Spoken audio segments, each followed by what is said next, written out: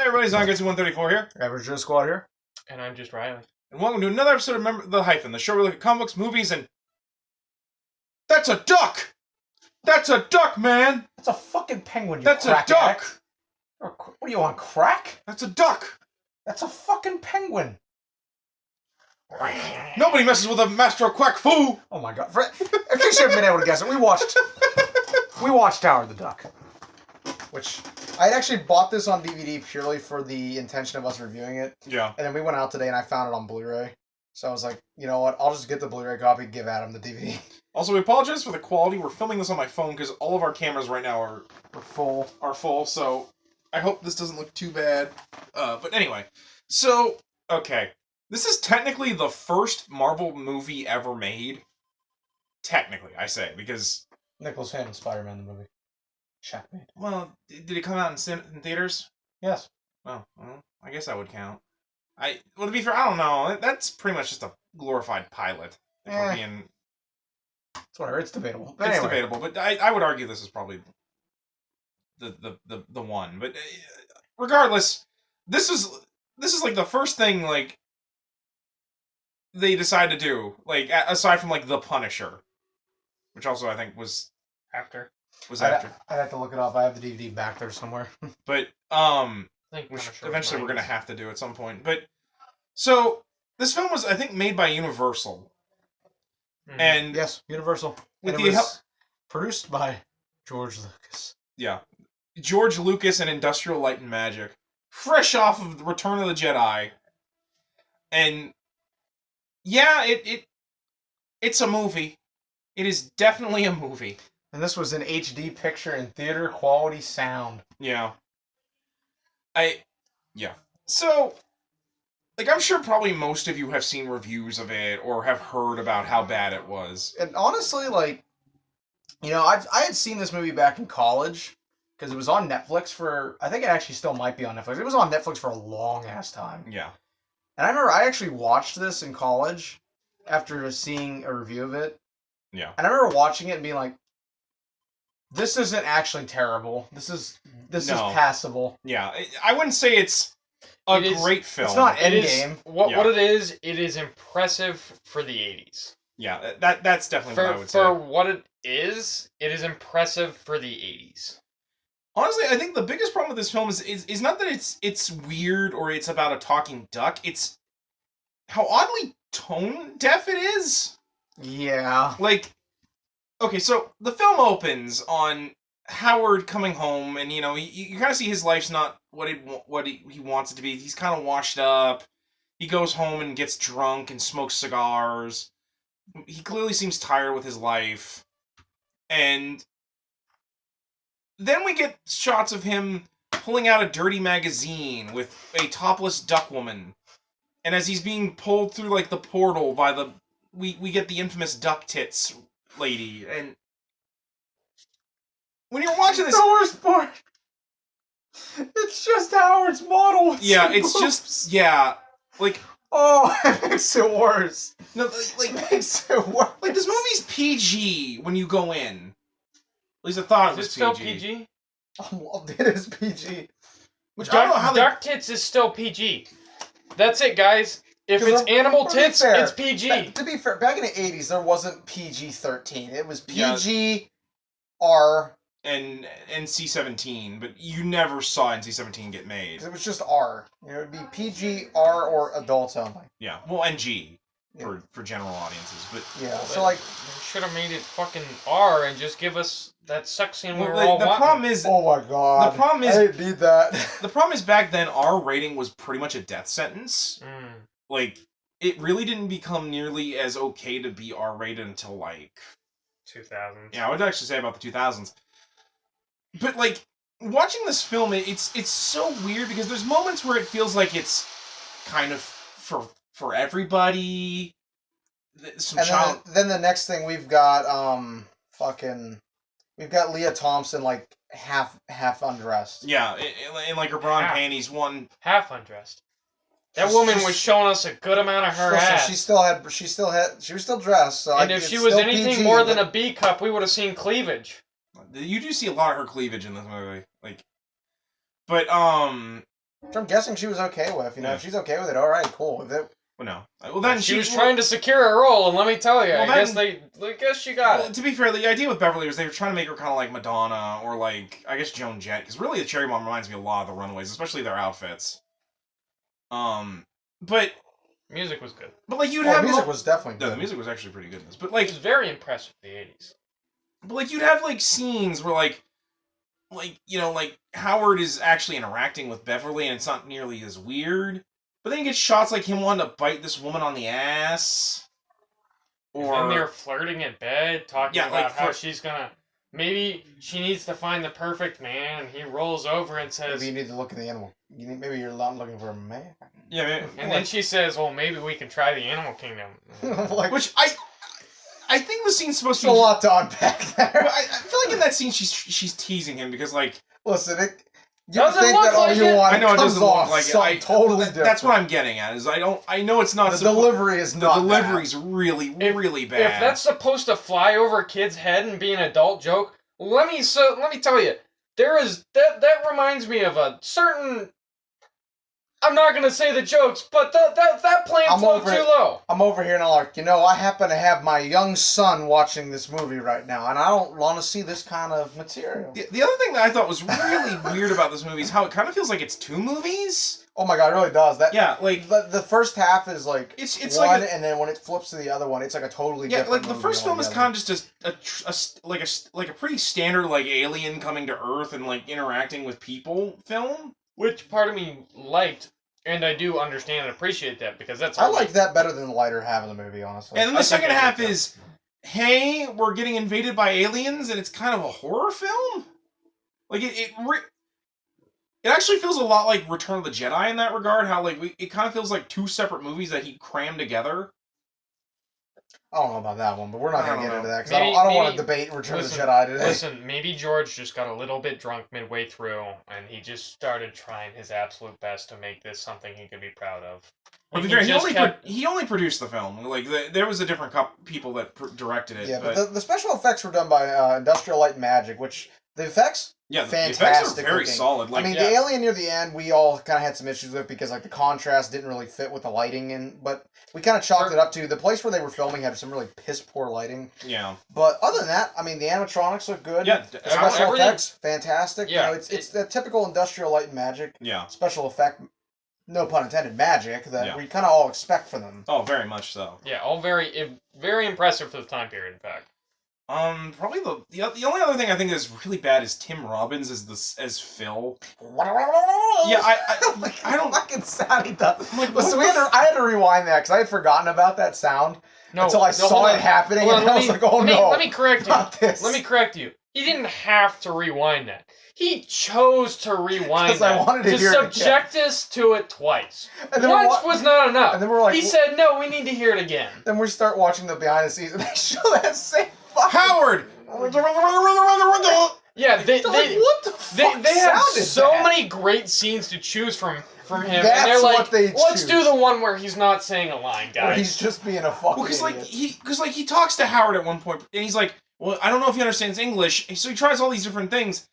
Then he pretends to be Donald Duck, which I get because like that was one of the bigger contingencies with Howard. Like Marvel actually got sued over Howard at one point by Disney because they thought it was too close to Donald Duck, despite the fact that like Howard in no way acts like Donald. Like aside from like smoking cigars and like, well, I mean, actually no, Donald doesn't smoke cigars, but They're comedic duck presents. yeah, That's a duck, man. That's a duck. They should have called him a goose. probably one of the other really weird scenes is Untitled Howard the Goose Game. Probably, though, one of the scenes that really takes the cake for just how odd and out of place it is was after Howard and Beverly kind of split up for a bit, he goes and gets a job. At like a sex jacuzzi place. Yeah, Like, like- what in the fuck is that? Like, yeah, we like, all it's sat and not- tried to figure out what is this place. like there's a woman who runs by like topless at one point. Like you don't see anything, but like she like we're getting like side boob at one point. I'm just Yeah, like, like- this is PG. yeah, like people What- like having what am I sex look- in the background. It's like what the fuck? I guess the 80s were like, everybody was The so 80s was like a freewheeling stoned and time, I'm whatnot. guessing. Like, even the fucking rating department was in their office just high watching this shit. PG, guys! Everybody should get to see this side boob. Yeah, like That's the 80s for you. but like it's like again, it's so just not fitting. It's polarizing. I think would I be wrong in saying that between the three of us we can all be in agreement that this movie kind of it has the same issue that I see what I've had with a couple other movies, in that it just doesn't know what kind of a movie it wants to be. Yeah, like it can't pick a tone. It's trying to do like a couple different tones and try to mismatch them into one thing, and it just some movies can do that and pull it off. Yeah, this is definitely one where like it.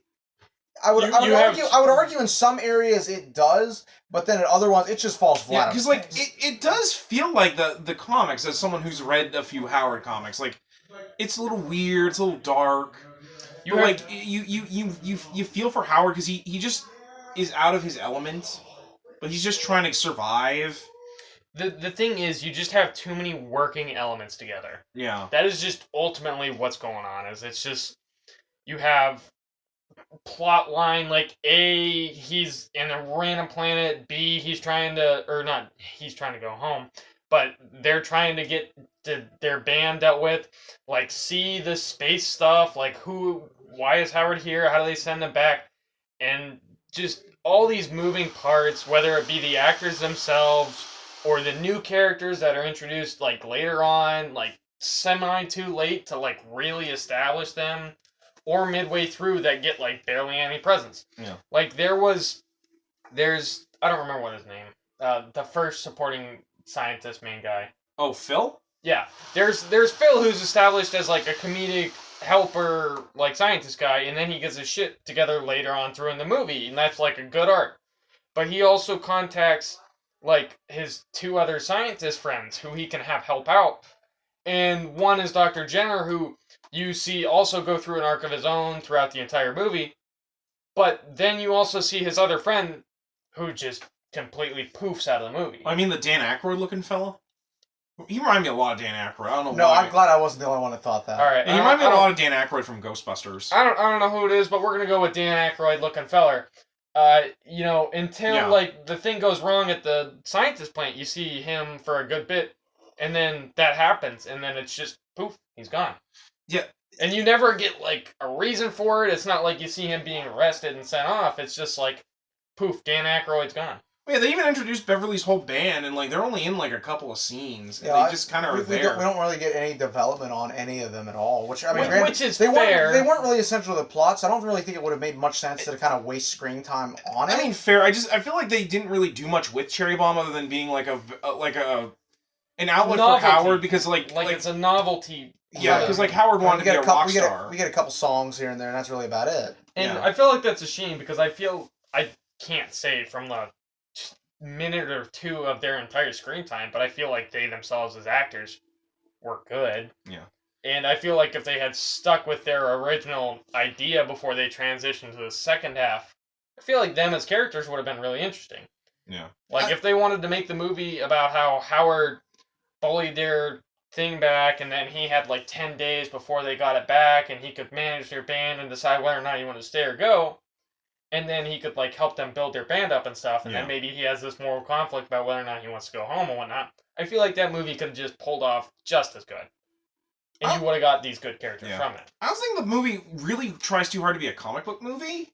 That's fair. Like, I think, because like they wanted to have like this fish out of water story, but at the same time, they're like stuff going on. Yeah, we want to have like the aliens and like the sci-fi stuff to try and make you remember, oh, this is about a comic book character.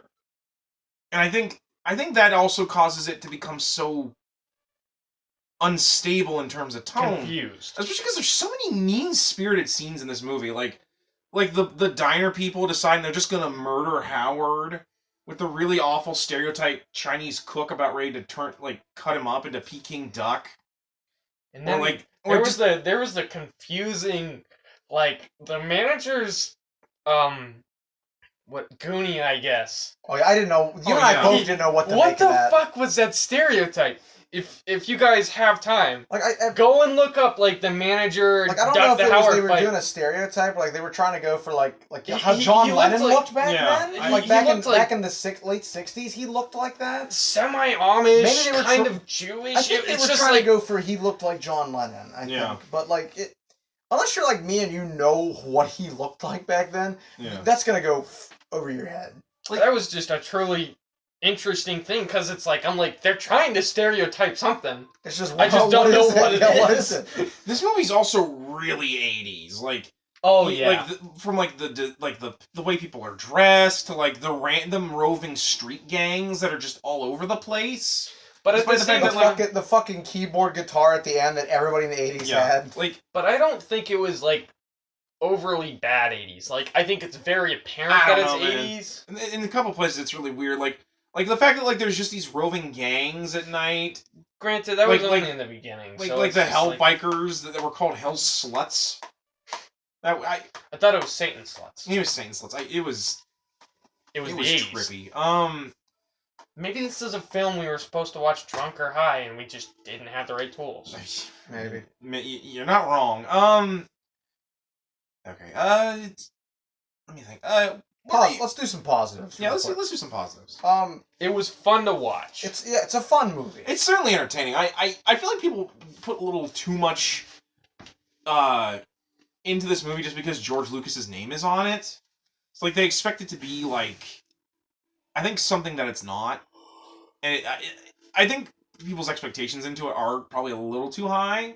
Because honestly, I had a lot of fun watching this, even though it is. Yeah, I mean, it's entertaining at the very least, and is that not what a movie should be? Which is entertaining. I would agree. Yeah, so. A movie can be entertaining without need to be intellectually stimulating. Yeah. I think this tried to be intellectually stimulating to a point, but I think it just didn't do that. I think Leah Thompson did a great job. Yeah, I think Leah Thompson was great as Beverly. Yeah. She really captured the character. Like, she's a little ditzy and a little goofy, but like at the same time, she's got like a big heart, and she always tries to help Howard out, which I think is something that they really captured with the character. I thought Howard was really good here. Like, they get that he's kind of like a lech and kind of crude, but like he, at the same time, he doesn't know how things work here. Well, then he can't just sit by when someone's in trouble, even if it means he could get himself in trouble. And I think they really give you like this pathos to the character. Like, he wants to go home. At the same time, he doesn't really feel like he fits in there as much as he doesn't fit in on Earth. But like Beverly and the Cherry Bombs help him remember his old dream of wanting to be a rock star. Yeah. So like it helps him find his own place, even if he doesn't really belong anyways. Yeah. Like, and I think all of his acting and how he looked throughout the movie was all really stellar. Like, there was a couple of scenes where I could definitely tell the difference between the 3'2" kid and the 3'4" man. But like when he's on screen, like it's very believable that that's a duck, man. Yeah, he looks like a duck. I think the only times where I thought that it looked a little weird was when they took all his clothes off. You can kind of tell that looks a little awkward. That or towards the end in the final scenes, you can kind of see the costume coming apart. Like I think they were shooting the last couple shots, and I think the costume was just starting to fall apart at that point. It was like, kill me, put me down. Oh my god, fucking kill me. The music, I liked the music. Yeah, the music was pretty good. Definitely very good. If it's on iTunes, I'd be tempted to buy the soundtrack to it. I enjoyed seeing Leah Thompson in her underwear, which was quite nice. Now, good proof, quite useful. Yeah, quite useful. So speaking of, do you guys think? Since I think this movie was really not something anyone was ready for, do you think people are ready for a new Howard the Duck movie? I would think so. I think like the MCU has taken a couple like rolls of the dice on some stuff, like Guardians or I especially think after Rocket Raccoon being WandaVision, I think was a risk to take, and it's paid off. So I think in today's era, with just Marvel anything being hot money, yeah, I think Marvel would have to. I think they could easily make it to where it works. Not to mention they've shown Howard in the MCU at least a couple times now. Yeah, he was in Guardians. I don't remember which one. He was in a post credit. Yeah, he was in Guardians 1, and then he's in Endgame for like 2 seconds. You blink and you miss him. With a fucking Uzi getting ready to kill Thanos' man. I'm like, what the fuck? Yeah. It's like, I think more than Guardians 3. I actually hope he shows up in Guardians 3. I would dig the hell out of that. I don't know if I'd want him in a movie per se, but I wouldn't mind a TV show with him. Like a miniseries? Yeah, like a miniseries or like a just a, you don't need to, like, he could just do like something like the Harley Quinn animated series. Where, just do something like... Because like I like him and Leah. What's her name? Their chemistry? Yeah, I like their chemistry and their synergy so much because Well, while I enjoy the character, I feel like it would be missing, but that's just because I've seen this movie. So if I had not, and I came forward with the series, I'm sure I would still enjoy it so much. I do hope that they get Seth Rogen back, because I think he did voice Howard in one of the movies. It was either him or Seth Green. Yeah, I would actually not mind Seth Rogen as Howard, because I think you need to have Howard with, like, kind of a deeper voice, just because it makes the look of him being kind of cutesy. It kind of plays off on, like, the opposite. Yeah, like, I'm sure Seth Rogen could use a win. Yeah, because like he looks cute, like he looks like a cute duck character, but at the same time he constantly chomps cigars. He drinks. Like, you got any beer? Yeah, you got any beer? This man's solution to problems is if he can't fight them, he drinks them away. Nobody messes with a master of quack fu. Which, fun fact, in the comic he actually doesn't know that until he gets to Earth. He learns from a karate master how to fight, and he develops his own style, which he calls quack fu. Also, if they do it, I want to see some of the weird shit he dealt with, like in the first issue where he has to kill a vampire cow. And yes, that is a real thing. He fights a vampire cow. I also hope we get to see Dr. Bong, his main nemesis, who's literally a dude who has a magic bell on his head that he literally got his one hand stuck in gold, and he has to bang the bell, and it does all sorts of weird magic depending on like how he bongs it. Also, fun fact, him and Beverly get married and have children. I can believe that. Like, alright, now it's really, really surreal. Now Hashtag that's hashtag comic books. Also, he's teamed up with Spider-Man on multiple occasions. I'm glad maybe that's what Spider-Man No Way Home is. It's Oh my him God. and Howard teamed up. They've misled us thinking we're going to get Toby and Andrew. We're actually just getting this Howard the Duck. I would lose my shit. I'd be like, you know what? I'm upset, but I'm going to stay and find out what this is about. Next Spider-Verse, Spider-Ham and Howard the Duck team up. I'd pay for Actually, I'm kind of surprised they've never done that, is have Spider-Ham and Howard the Duck team up. It'd be fucking funny. It'd be funny as shit. Because Spider-Ham is so, like, cartoonish and kid-friendly, and then you have Howard, and he's just like, I don't understand. Here to chew bubble gum and kick ass. I just have a question. What does his and Beverly's kids look like? Dr. Bong and Beverly? No, Howard. Oh, no, her and Howard never get married. She gets married to Dr. Bong, and they have kids, yeah. Well, that's sad. To be fair, Howard's actually kind of alone. Howard is actually really depressing in comics because, like, he basically always ends up alone. Like, him and Beverly are actually... I don't think him and Beverly have really seen each other in a very long time. Dr. Bong actually is kind of no longer Howard's nemesis. He's actually more of a Deadpool villain. But, granted, Dr. Bong, his whole thing was he was originally a Doctor Doom parody. Hence, Dr. Bong. But yeah, him and Beverly have kids, which are like weird tadpoles with bells on their heads. So they could do that, but they couldn't just let Howard be happy with Beverly? Yeah. Well, because Howard is tragic. Like, yeah, that's tragic, but the man can have kids. You can have tragic dude, characters. Marvel doesn't want that to happen. Holy fuck, they made Spider-Man to do a deal with the devil to get rid of his marriage. Like, they don't give a fuck. Because fun story, I actually have the Howard the Duck graphic novel. I need to find it again because I need to actually finish reading it. I want to borrow that from you. But because the first issue I ever read, my uncle had a bunch of comics, and I found one, and it was literally Howard in a weird Iron Man costume. Oh god. Where he was wearing like springs on his feet, and he was going to go fight Dr. Bong. Well, the armor eventually falls apart because Dr. Bong just breaks it apart. And just before he kills Howard, Beverly comes out and says, "No, I will marry you to save Howard's life, and I will raise these weird tadpole children with you." Okay, well I can accept that more now. Yeah, like I thought it was but then they end up like happy together or something. I kind of forget because I read the wiki about. about. How the fuck does a villain end up with a happier marriage than most of the Marvel characters? Well, because to be fair, Dr. Bong's kind of a joke. Hashtag comic books. Hashtag comic books. Like I said, don't worry, Dr. Bong gets his a lot because Deadpool just mercilessly mocks and beats the shit out of him. Oh, there's also a comic where Deadpool and Howard end up fused together so that he becomes Deadpool the Duck. Where, like, of course. Well, it's hilarious because it's a parody of, you know how Captain Marvel and Rick Jones were one time fused together and, like, Rick and him would switch places using these magic bangles? Mm-hmm. It was like that where I wasn't a fan of that shit either. Howard's trapped in, like, a weird alternate reality talking to, like, a stone while Deadpool's cruising around his body. It's really weird. But then again, it's Deadpool, so like really weird shit happens to him on occasion. Yeah. But You can't die. I can see how that could happen. But to be fair, I feel like if they made a Howard TV show, him and Beverly. Well, then to be fair, like in the comics, Beverly and him aren't nearly as like Chummy. romantically involved. It's complicated. I guess they did just kind of artificially add in this love plot, but granted, for a PG audience, that's always necessary for the kiddies. Actually, for a while, Howard was actually a private eye that ran his own detective agency. I always got that vibe from him.